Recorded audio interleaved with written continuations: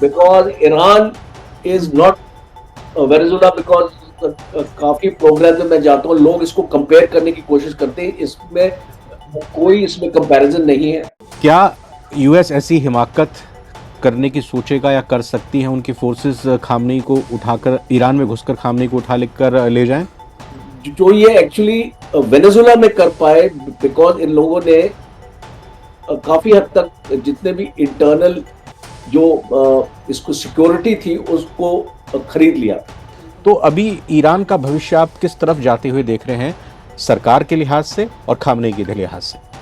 जिस तरीके से ट्रम्प की स्टेटमेंट्स आ रही हैं, बॉम्बर्स को ऑलरेडी इसने मूव कर दिया है जो अपने बेसिस में, और एक साइकोलॉजिकली अभी ये एक इसको अटैक नहीं होने वाला है, पर साइकोलॉजिकली खुमैनी के माइंड को हिट कर रहा है। अगर अमेरिका और इजराइल मिलकर कोई फाइनल असॉल्ट, कोई फाइनल हमला करते हैं, कोई कार्रवाई ईरान के खिलाफ करते हैं, तो क्या रूस और चीन खामोश रहेंगे?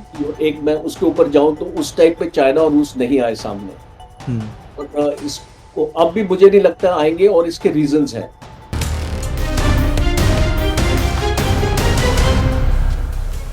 नमस्कार, बहुत बहुत स्वागत है आप सभी का। आप नवभारत टाइम्स देख रहे हैं, मैं रविंद्र सिंह आपके साथ। आज हम एक ऐसे टॉपिक पर चर्चा करने जा रहे हैं जिसने पूरी दुनिया को चिंता में डाल दिया है। मिडिल ईस्ट, पश्चिम एशिया का वो देश जो सालों से अमेरिकी पाबंदी और अंदरूनी कट्टरपंथ के बीच झूल रहा था, आज जल रहा है। जी हां, हम बात कर रहे हैं ईरान की। ईरान की सड़कों पर आज आम नागरिक अपनी ही सरकार और सर्वोच्च नेता आयतुल्लाह खामनेई के खिलाफ खड़े हैं। महंगाई, बेरोजगारी और पाबंदियों ने लोगों का सब्र तोड़ दिया है, लेकिन आग में घी डालने का काम किया है डोनाल्ड ट्रंप की उस चेतावनी ने, जिसमें उन्होंने ईरान को लेकर किसी बड़ी अनहोनी और सीधे हमले के संकेत दिए हैं। क्या ईरान एक बार फिर से 1979 जैसी क्रांति की तरफ बढ़ रहा है? क्या ट्रंप की धमकियां सिर्फ मनोवैज्ञानिक दबाव हैं या अमेरिका किसी सैन्य कार्रवाई की तैयारी कर रहा है? इन सभी पेचीदा सवालों के जवाब जानने के लिए आज हमारे साथ बेहद खास मेहमान जुड़े हैं। हमारे साथ defence expert major general retired doctor Rajan Kochar sir जुड़ चुके हैं।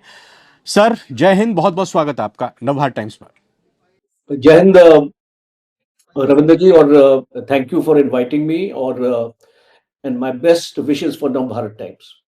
Thank you sir. Sir, Iran में आज जो कुछ हो रहा है, ये खामनेई के खिलाफ ईरान के लोगों का गुस्सा है या फिर खेल ट्रंप का है?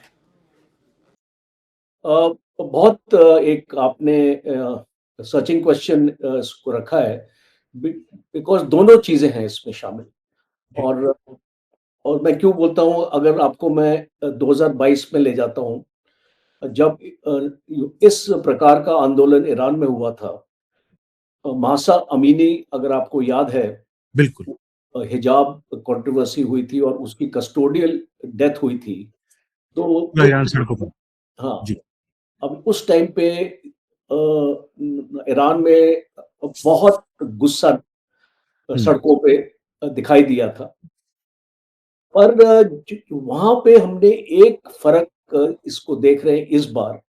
अ, ये उस टाइम पे जेंजी जो है ईरान के, और आपकी जानकारी के लिए 60% ईरान की पॉपुलेशन 35 साल से कम उम्र की, अच्छा। और ज्यादातर ये जो आपकी जेंजी पॉपुलेशन है, ये अर्बन एरियाज में रहती है, और रूरल में जो ज्यादा जो लोग हैं वो आपके आइडियोलॉजिकल टाइप होते हैं, जो अ, बहुत इस मुस्लिम कल्चर में जुड़े हुए हैं, और खुमैनी के साथ उसको एक खुदा मानते हैं।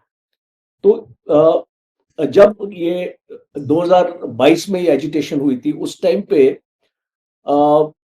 रूरल के एरियाज ने इस एजिटेशन को सपोर्ट नहीं किया। ये एक लिमिटेड रह गई एक पर्टिकुलर सेगमेंट के लिए, और इस बार हम देख रहे हैं कि ये जो आपकी एजिटेशन फैल रही है, हवा की तरह इसमें आग लग गई है, और इस फैल रही है, और ये कोई क्षेत्र सेंट्रिक नहीं है, रूरल में अर्बन में। अब ये एक कॉमन हो गई है। तकरीबन 100 शहर हैं ईरान के जो इसके लपेटे में आ चुके हैं। आपने इसको देखा होगा जब ये शुरू हुई थी 10-12 दिन पहले, एक शॉपकीपर्स की स्ट्राइक्स शुरू हुई थी। ग्रैंड बाजार है तेहरान में, और फिर ये फैली थी 7 दिन के अंदर।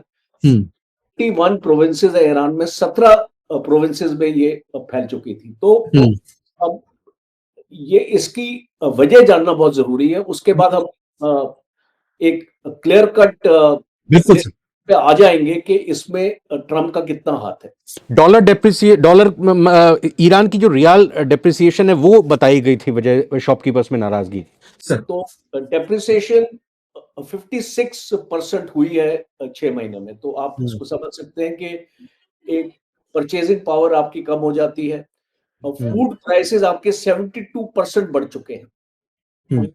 डेयरी प्रोडक्ट्स हैं जो एक आम आदमी के लिए, दूध चाहिए, इसको मक्खन चाहिए, आपको इसको घी चाहिए, इस टाइप की चीजें चाहिए, वो आपकी 6 टाइम्स आपकी बढ़ गई ईरान में। और इसको देखिए how this game has been played.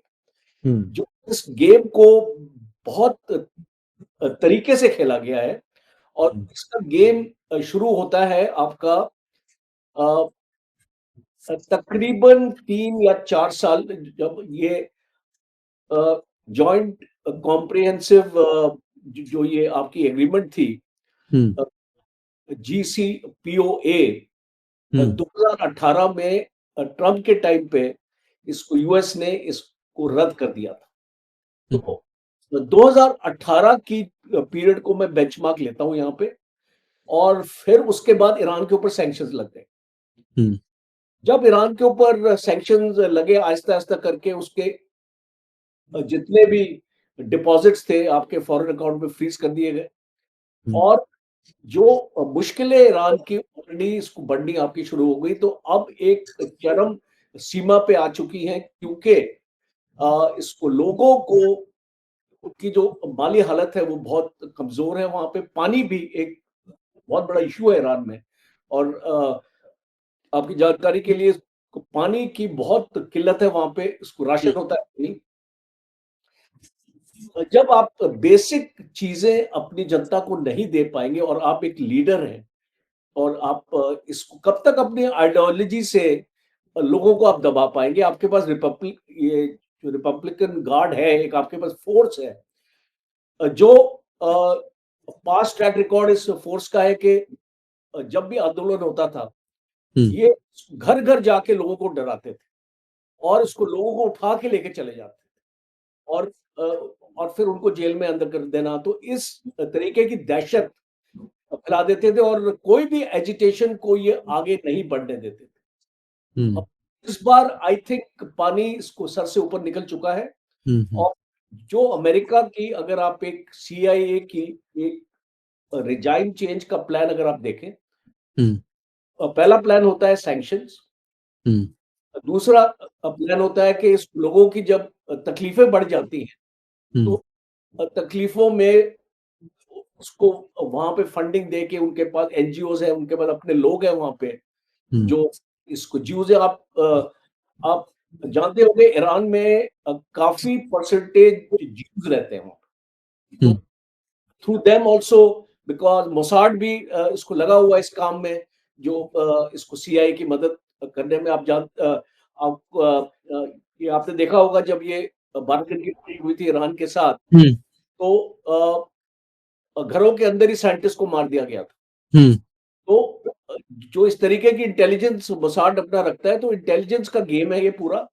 और जो हम देख रहे हैं, ये जो फॉल्ट लाइंस हैं, इस फॉल्ट लाइंस को एक्सप्लॉइट किया गया है, और इसको एक ऐसी स्टेज आ गई है इसको, जैसे आपने 1979 का जिक्र किया कि रेवोल्यूशन आई थी, और उस टाइम पे शाह ऑफ ईरान के अगेंस्ट ये जो मूवमेंट हुई थी, उसके बाद खमेनी आए। तो अब लोग क्या देख रहे हैं, आप जेनजी जो है आपकी पॉपुलेशन, जैसे मैंने आपको बताया कि 60% is less than 35 years of as.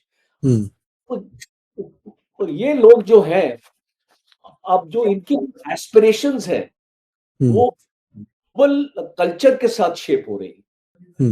आज इनको एजुकेशन मिली हुई है, डिजिटल कनेक्टिविटी इनके पास है। ये देख सकते हैं सऊदी अरेबिया अपना जो इनका जो साथ वाला मुल्क है, आप देखिए एक सऊदी अरेबिया के कल्चर को और एक ईरान के कल्चर को अगर आप कंपेयर करें, यहाँ हिजाब है, वहाँ वहाँ पे ओपन सोसाइटी है और इसको सऊदी अरेबिया के जो किंग है वो एक लिबरलाइजेशन इसको लाने की कोशिश कर रहे हैं इसको सऊदी अरेबिया में, तो एमडीएस है जो। तो अब जब इस टाइप की लोग और आपकी जो यंगर जनरेशन है वो चाहती है कि जो झगड़ा हुआ है उनको अपने, तो अब इस झगड़न से एक्चुअली हटना चाहते हैं वो, और ये एक जेन्युइन मूवमेंट है। तो सीआईए और मोसाड ने आग दी और जो इसको इम्पेटस दिया कि अब ये फैलती जा रही है। और ऊपर से आज मॉर्निंग में आज या कल डोनाल्ड ट्रंप की एक स्टेटमेंट भी है इसको, जिससे जो उसने बोला है कि ये अगर अत्याचार होंगे और वो इसको टाइम बोला है उसने, एक बार उसने पहले भी बोला था और कल इसने सेकंड टाइम बोला है कि अगर ये जो खोमेनी है अगर लोगों की आवाज अपने दबाने की कोशिश करेंगे या इनको मारने की कोशिश करेंगे, हम चुप नहीं बैठेंगे। तो जो है ना वो इसको सिचुएशन में, तो मैं इसको सम अप अभी इसको करता हूँ इस वाले आपके जो सवाल को जी हुए कि दिस इज अ कल्मिनेशन, इसको लोगों की ग्रीवियंसेस एंड मोसाड हो। आप अब ईरान को कहां जाते हुए देख रहे हैं जब ट्रंप ने यह धमकी दी है कि अगर प्रदर्शनकारियों के खिलाफ ईरान की सरकार ने, ईरान की सेना ने खामनेई की तरफ से कुछ दबाने की कोशिश की गई तो ट्रंप घुस जाएंगे।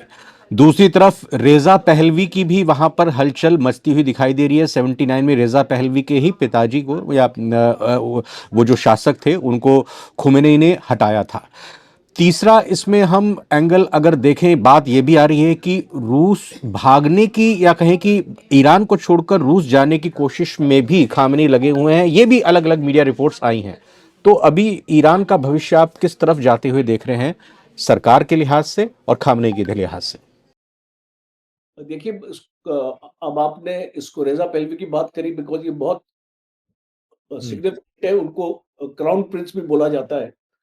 तो इसको वो एक टाइम पे पॉलिटिक्स में रेलेवेंट नहीं थे और जब 2022 की भी एजिटेशन हुई थी उस टाइम पे उनका नाम लिया था, बट उनकी कोई इतनी ज्यादा पॉपुलैरिटी ईरान में है नहीं। और अब सडन उनको एक ऑल्टरनेटिव माना जा रहा है because I think people want a change their. आपने इनके इलेक्शंस भी देखे अभी इसको फिलहाल आई थिंक 1 साल 1.5 साल पहले इसको ईरान में इलेक्शंस हुए थे और और उसमें पेजेशकियान आए थे इलेक्शन। जी जिस टाइप के लोग ये एक्चुअली सिलेक्ट करते हैं वो भी इसको स्क्रीन करते हैं। जो काउंसिल है वो उन्हीं कैंडिडेट्स को खड़ा करता है जो खोमेनी के लाइक माइंडेड कैंडिडेट्स हैं। तो जो एक डेमोक्रेसी है वो एक नाम की डेमोक्रेसी है और इस इलेक्शन में आपने एक बहुत स्ट्रॉन्ग आपको इंडिकेटर मैं आपको बताता हूं। ये इस बार जो इलेक्शंस थे वोटर टर्नआउट सबसे कम था 20 साल की हिस्ट्री में। तो मुश्किल से 30% 28% आपका ईरान का वोटर टर्नआउट था। लोगों ने ज्यादातर इस इलेक्शन को बायकॉट किया। तो इसको ये जो आपका डिससैटिस्फैक्शन है ये आपका चल पड़ा था ईरान में। और अभी जो इसका फ्यूचर जो आपने बताया मैं क्या देखता हूं, इसको मैं ये देखता हूं कि जिस तरीके से ट्रंप की स्टेटमेंट्स आ रही हैं, बॉम्बर्स को ऑलरेडी इसने मूव कर दिया है जो अपने बेसिस में, और एक साइकोलॉजिकली अभी ये एक इसको अटैक नहीं होने वाला है, पर साइकोलॉजिकली खुमैनी के माइंड को हिट कर रहा है। और दूसरी पिछले हफ्ते नेतन्याहू के साथ मीटिंग हो चुकी है ट्रंप और नेतन्याहू उसको मिल चुके हैं, अपना एक प्लान ऑफ एक्शन बनाया होगा। क्योंकि जैसे ही यूनाइटेड स्टेट्स ईरान के ऊपर हमला करेगा, इस ये आप मान के चलिए कि इज़राइल के ऊपर हमला हो जाएगा। इसको बिकॉज़ जो ये आपका ईरान है, वो यूएस का गुस्सा इज़राइल पे निकालेगा और ईरान के पास जो मिसाइल्स का जो ज़खीरा है, लगता है कि अराउंड 3000 टू 3500 मिसाइल्स ईरान के पास है और पिछले 15-20 साल से ईरान ने अपने मिसाइल प्रोग्राम पे बहुत ही किया है और ये जो 12 दिन की लड़ाई क्यों रुकी? इसको ईरान ने नहीं रोका, इसको इज़राइल ने पहल की थी सीज़ फायर की। बिकॉज़ अगर इस 12 दिन की लड़ाई को अगर आप इसको सेगमेंट में बाँटे, तो the 9th day of the war Israel का नुकसान होना शुरू हो गया था और इसकी वजह थी कि इज़राइल के खत्म हो रहे हैं। अब उनके पास इंटरसेप्टर्स नहीं थे इनके मिसाइल को रोकने के लिए और 500 से 600 मिसाइल्स ईरान ने इसको फायर किए, रोज 40-50 इसको मिसाइल इज़राइल के ऊपर गिरती थी। तो जब हम इस सिनेरियो को आगे लेके जाते हैं अंडरस्टैंडिंग के लिए, तो बहुत साफ हो जाता है कि ये जो एक वेनेजुला जैसी लड़ाई नहीं है, because Iran is not Venezuela because काफ़ी प्रोग्राम में मैं जाता हूँ, लोग इसको कंपेयर करने की कोशिश करते हैं, इसमें कोई इसमें कंपैरिज़न नहीं है और जिस तरीके से ईरान की ताकत है, उसकी मिसाइल्स की ताकत है, उसने आपको 12 दिन की लड़ाई में दिया और वो उसको फिर से कर सकता है और यूनाइटेड स्टेट्स जानता है इस चीज को। सॉरी टू इंटरप्ट यू, तो क्या सर जो आपने कहा कि ईरान वेनेजुएला नहीं है, तो जो ट्रंप की तरफ से वेनेजुएला में घुसकर उनकी फोर्सेस मादुरो को उठाकर ले आई, क्या यूएस ऐसी हिमाकत करने की सोचेगा या कर सकती है उनकी फोर्सेस खामनेई को उठाकर ईरान में घुसकर खामनेई को उठा लेकर ले जाएं? इसको बहुत अच्छा क्वेश्चन है। देखिए मैं इसको प्रिडिक्ट तो नहीं कर सकता, बट जो मैं इसका एनालिसिस एक लॉजिकल एनालिसिस दे सकता हूँ। इसका लॉजिकल एनालिसिस ये है कि जो ये एक्चुअली वेनेजुला में कर पाए बिकॉज इन लोगों ने काफी हद तक जितने भी इंटरनल जो इसको सिक्योरिटी थी उसको खरीद लिया था। अमेरिका ने इसको काफी हद तक बिकॉज इस पे काफी प्लानिंग हो रही थी, काफी सालों से हो रहा था। अब इसको ईरान में ईरान रिपब्लिकन गार्ड कोर है, आईआरजीसी है यहाँ। आईआरजीसी अब इसको आप नहीं खरीद सकते बिकॉज ये एक ऐसी कट्टरपंथी फौज है जो टोटली लॉयल है खमीनी की। इसको मुझे नहीं लगता, जो इसको मेरी अंडरस्टैंडिंग है, बिकॉज मोसाद भी इसको इसको अभी तक पेनिट्रेट नहीं कर पा रहा।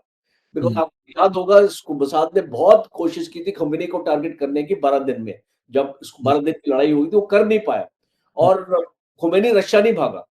मीडिया रिपोर्ट्स आ गई थी कि खुमैनी भाग गया है, बट भागा नहीं था, वो ईरान में ही था। तो इसको मुझे ऐसा लग रहा है कि ये आईआरजीसी को नहीं उसको कर पाएंगे और अगर ये उस टाइप का ऑपरेशन भी करेंगे तो उसके सक्सेस रेट्स कम रहेंगे, शायद वो नहीं करेंगे because Americans don't want any body bags. इसको देख लीजिए, आपके सीनेट में भी अभी एक फैसला हो चुका है और Trump has lost by I think 57 to 44 votes और समथिंग लाइक दैट। कोई भी फ्यूचर एक्शन अगर ट्रंप लेता है, military action, he must have approval of the senate. अब वो वेनेजुला के तरीके से वो ना तो कांग्रेस में गया ना तो सेनेट में गया, ये अब वो नहीं जा पाएगा। अब उसको जाना ही पड़ेगा, उसको सेनेट का अप्रूवल लेना पड़ेगा और सेनेट उसको अप्रूवल देने वाला नहीं। That is one big bottleneck जो मैं समझता हूँ कि ट्रंप फेस करेगा with in his own country, because इसका वेनेजुला का जो एक्शन हुआ है, वो जो पब्लिक है अमेरिका की वो खुश नहीं। वो एक जो इमेज अमेरिका को मिल रही है और इस तरीके से, बिकॉज आप जानते हैं कि वेनेजुएलन डायस्पोरा भी काफी अमेरिकन इसको यूएस में रहता है और काफी उसकी एक डाइवर्स ओपिनियन है। ये चीज होना, बट एक काफी इसमें परसेंटेज थी जो नहीं चाहते थे ये होना। तो कोई भी देश आप उसका प्रेसिडेंट उठा लेंगे तो उस देश को भी आप उसको समझ सकते हैं कि उसका माइंडसेट क्या होगा। उसको मुझे लगता है कि ये ऑब्स्टिकल्स आएंगे ईरान के सामने, यूएस के सामने, बिकॉज उसको अपनी सेनेट का अप्रूवल लेना पड़ेगा पहली चीज।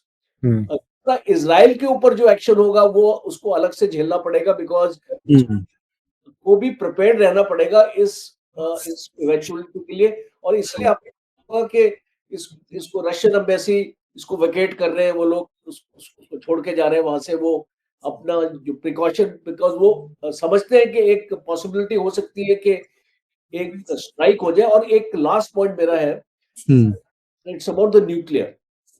अच्छा।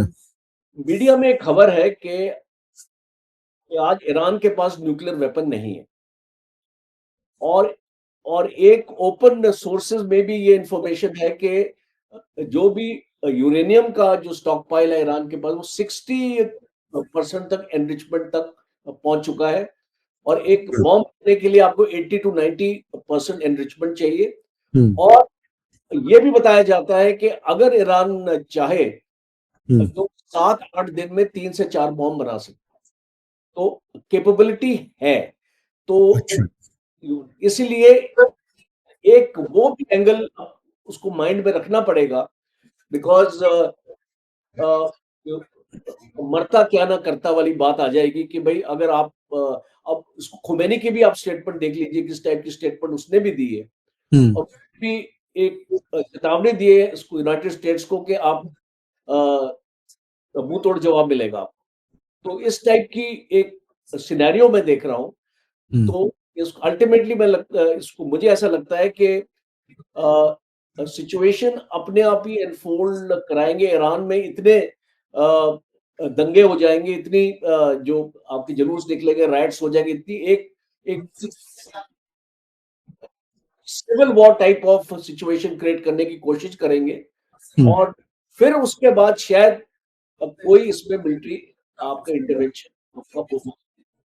मैं इस इंडिया के पर्सपेक्टिव से सवाल करूं उससे पहले सर, वेनेजुएला में जब अमेरिका की तरफ से किया गया तो उस दौरान कहा गया कि चाइना और रशिया वेनेजुएला को सपोर्ट कर रहे थे, वेनेजुएला के साथ हैं, इस वजह से ये भी एक कारण रहा अमेरिका का वेनेजुएला को अपनी गिरफ्त में लेने का। अब ये सब समझते हैं, सब जानते हैं कि ईरान के रूस भी करीब है और चाइना भी करीब है। तो अगर अमेरिका और इजराइल मिलकर कोई फाइनल असॉल्ट, कोई फाइनल हमला करते हैं, कोई कार्रवाई ईरान के खिलाफ करते हैं, तो क्या रूस और चीन खामोश रहेंगे? बड़ा अच्छा सवाल है, बिकॉज 12 दिन की लड़ाई का अगर मैं एक मैं उसके ऊपर जाऊं, तो उस टाइम पे चाइना और रूस नहीं आए सामने। और इसको अब भी मुझे नहीं लगता आएंगे, और इसके रीजंस हैं। चाइना की अगर आप वॉरफेयर स्ट्रेटेजी को स्टडी करें, मैंने किताब भी लिखी है चाइना पे, ब्रेकिंग द चाइनीज मिथ। तो इसको चाइना को जो डीपली स्टडी करते हैं वो समझेंगे कि चाइना दूसरों की लड़ाई में पड़ता नहीं। इसको चाइना को इसको हथियार ले लो उनसे, टेक्नोलॉजी ले लो उनसे, जो सब कुछ ले लो, पर वो अपने ट्रुप्स नहीं भेजेगा और ना ही इंटरफेयर करेगा। और जो उसकी 3 वॉरफेयर स्ट्रेटेजी है, basically it is psychological war, legal war and information war. और चाइना हमेशा एक लड़ाई को, जो इसका बहुत पुराना इसको माओ के टाइम का और जो इसकी थिंकिंग है, to win a war without firing a bullet. तो चाइना कोशिश यही करता है कि साइकोलॉजिकली आपको डरा दिया जाए। इसको तैवान के साथ भी यही कर रहा है। अब हमने 2 दिन पहले एक एनालिसिस भी किया था तैवान की, इसकी लड़ाई और चाइना की लड़ाई। एक जर्मन रिपोर्ट आई थी, जब उसके बाद हमने एनालिसिस किया था, और एक बहुत मेजर वहां पे डिडक्शन निकला था that China will suffer very heavy casualties. वो एक मिलिट्री ऑपरेशन नहीं करेगा तैवान के अगेंस्ट, और वो उसको डराता रहेगा, डराता रहेगा, डराता रहेगा, और उसको इकोनॉमिक ब्लॉकेड कर देगा। इस टाइप की चीजें कर सकता है। तो मुझे लगता है कि इसको रशिया अपनी लड़ाई में बिजी है, और इसको रशिया और ट्रम्प के बीच में ब्लो हॉट ब्लो कोल्ड होता रहता है, कभी वो अच्छा बोलते हैं, कभी बुरा बोलते हैं ट्रम्प उसके बारे में, बिकॉज वहां पे सीज फायर नहीं हो रहा है। रशिया भी नहीं चाहता इतना जल्दी सीज फायर हो, और जो अपनी इसको कंसोलिडेशन एक्चुअली कर रहा है रशिया, बिकॉज यूक्रेन दिन पे दिन वीक होता जा रहा है, उसको वेस्टर्न सपोर्ट कम हो गया उसके पास, अब उस नेटो कंट्री से ज्यादा हेल्प नहीं मिल रही है, उसको यूरोपियन यूनियन से ज्यादा हेल्प नहीं मिल रही है, और वो अमेरिका के ऊपर डिपेंडेंट है। अमेरिका चाहता है लड़ाई खत्म हो, इसलिए अमेरिका भी उसकी मदद जो इतनी आसानी से नहीं कर रहा है। तो और ट्रम्प जो है, अगर आप इस चीज को भी एनालाइज करें कि 66 ऑर्गेनाइजेशन से वो निकल गया है, आपकी ऑर्गेनाइजेशन से निकल गया, उसमें से 31 अपना यूएन की ऑर्गेनाइजेशन क्यों निकला है? बेसिकली वो अमेरिका की इन्वेस्टमेंट्स को जो वर्ल्ड के लिए है उसको कम कर रहा है कि एटलीस्ट ये पैसा इधर आए, बिकॉज 380 ट्रिलियन डॉलर्स डेट में है आज, तो डेट कैसे निकालेगा अपने? तो वेनेजुएला का तेल उसको मिल गया अभी, तो अब तेल को हथियार बनाएगा, और तेल की प्राइस ट्रम्प ने अनाउंस किया है that I would like to get the price of Venezuelan oil to $50 a barrel. अच्छा, तो अगर ये उसको $50 अ बैरल अगर उसकी प्राइस को लाएगा, तो ऑटोमेटिकली रशियन ऑयल को खत्म करेगा। और आज में ट्रम्प की स्टेटमेंट है इंडिया के लिए, we are ready to give you Venezuelan oil, Venezuela से आप ऑयल लीजिए, हम तो आपको देंगे, रशिया का बंद कीजिए। अच्छा, तो ये सारी स्ट्रेटेजी जो ट्रम्प की है आपको सामने आएगी। देखिए, वो ग्रीन एनर्जी इसके ऊपर पैसा इसलिए नहीं खर्च करना मांगता, बिकॉज फॉसिल फ्यूल की वजह से, ये तेल की वजह से वो वर्ल्ड को डरा सकता है, इसको वर्ल्ड को उसके सप्लाई चेन कंट्रोल कर सकता है, उसको वेपनाइज कर सकता है, और वो क्लीन एनर्जी के साथ नहीं कर पाएगा, इसलिए वो उसको बोलता है मुझे क्लीन एनर्जी चाहिए ही नहीं। So that is the deeper understanding, once we understand कि ये फैसले आपने क्यों लिए। मैं सर लास्ट में सवाल आपसे इंडिया के पर्सपेक्टिव पर ही करना चाहूंगा। सैंक्शन से पहले, जब ईरान में सैंक्शन लगाए थे, उससे पहले ईरान से भारत काफी मात्रा में तेल खरीदता था। चाबहार पोर्ट पर भी इंडिया का बहुत अच्छा खासा वहां पर इन्वेस्टमेंट था, लेकिन सैंक्शन के बाद दोनों ही चीज खत्म हो गई। इंडिया इस पूरे डेवलपमेंट को ईरान के नजरिए से कैसे देखे? क्या बिल्कुल मूक दर्शक की तरह ही बैठा रहे, या फिर अपनी तरीके से वो इसमें क्या रोल प्ले कर सकता है?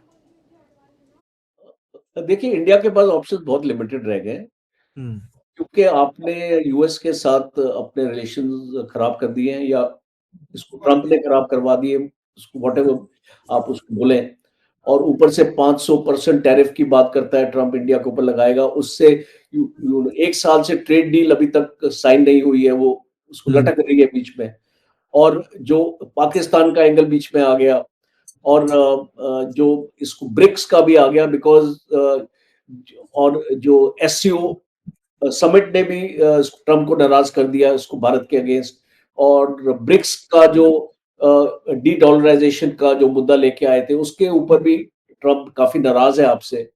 और जो आप जेट इंजन है उसमें आपको रुकावट आ गई है, आपका पूरा आपका तेजस प्रोग्राम आपका ठप हो चुका है, आपका ये जो आमका जो 114 एयरक्राफ्ट का आपका प्रोजेक्ट है, जिसमें अगेन इसको यूएस के आप जेट इंजन लगने हैं, आपको वो आ नहीं रहे।